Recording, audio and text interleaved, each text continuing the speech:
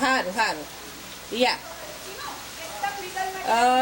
હું બોલાવું 1 મિનિટ. તો એવા દિવસોની શરૂઆત થઈ ચૂકી છે ત્યારે રમેશ છાંટે છાંટે ઈ મુને દબડાવે જાણે હું બૈરું ને ઈ મારો ભાઈરો.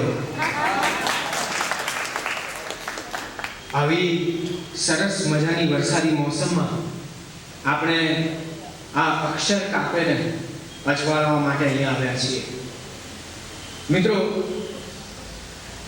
ડોલ્ટને એક જગ્યાએ કહ્યું છે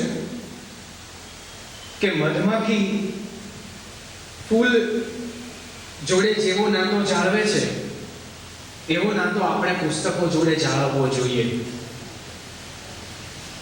જોકે આજકાલ મધમાખીઓ રેડિયો મિર્ચી સાંભળતી હોય છે. રામદેવજી મહારાજ બર્ડ ફ્લૂ થયો હોય ત્યારે કયું આસન કરવાનું કહે છે તેની રાહ જોવે છે. 10,000માં માળેથી આત્મહત્યા કરતો હોય સેન્સેક્સ ત્યારે હેડલાઇન વાંચીને હરખાય છે. ઉત્તરાયણ પછી વાસી ઉત્તરાયણ આવે એમ વાસી વેલેન્ટાઇન ડે ઉજવે છે. ક્યારેક વીકેન્ડ પર ફ્લાવર વાઝમાં ગોઠવેલા ફૂલોની ખબર કાઢવા પણ જઈ આવે છે.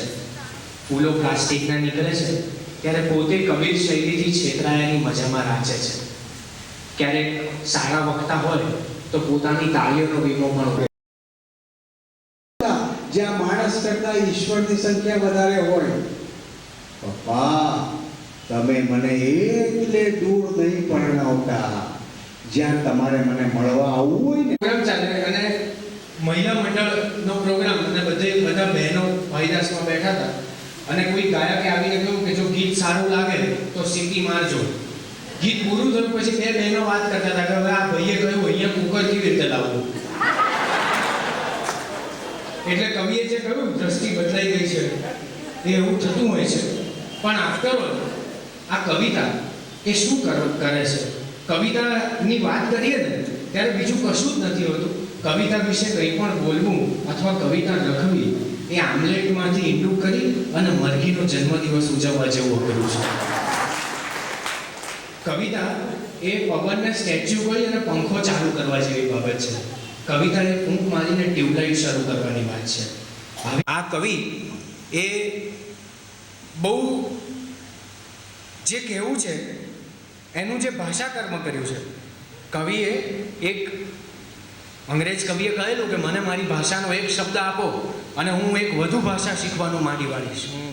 એને જાણે એક મશાલચીની જેમ બીજા મશાલચીને આપે એવી રીતે મૂકી છે. એમની એક બહુ અદ્ભુત કવિતા છે આજની ભાષાના સંદર્ભમાં. येड़ा है साला पागल हो गया है बे, एक बाजू सारी दुनिया की